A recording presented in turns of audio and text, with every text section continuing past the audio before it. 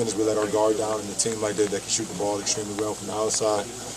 They started to hit those shots and started cutting into the lead. So we can learn from those last 6 minutes, but we also can learn from the first 42 minutes. LeBron, you started 11 of 11. Talk about the rhythm that you felt that first half there. I just felt good. I mean, definitely was in the zone. I felt like everything I put up was going to go in.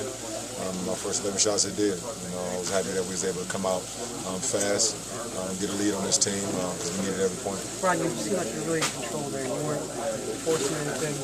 Even though you were hot, you needed to take even more than 10 shots in that first quarter. It seemed like you still waited. Well, absolutely. I mean, even with some of my big scoring outings I've had individually, I've always found a way to keep my guys involved in the game and not just trying to force shots just because I feel like I got it going.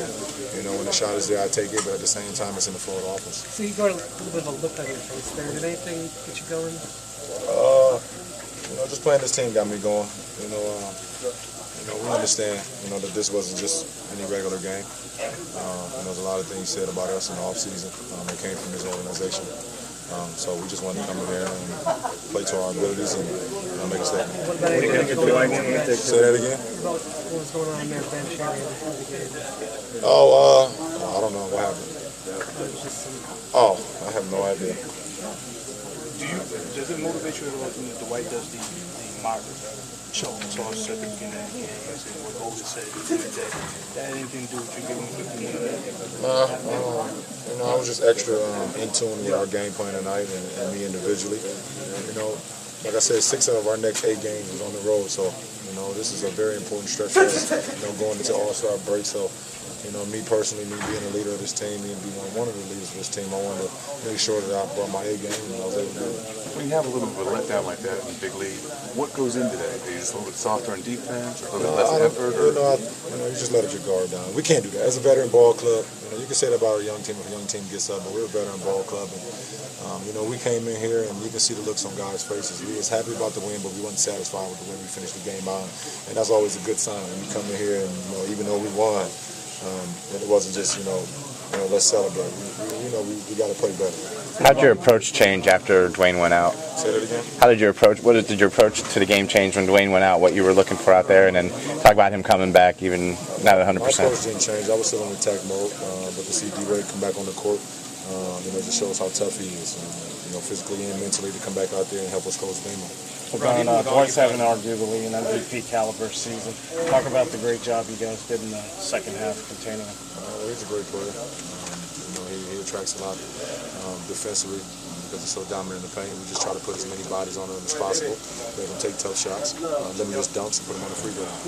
Is it flattering for you when Dwight imitates your shot toss? Is it annoying? I've never even seen it.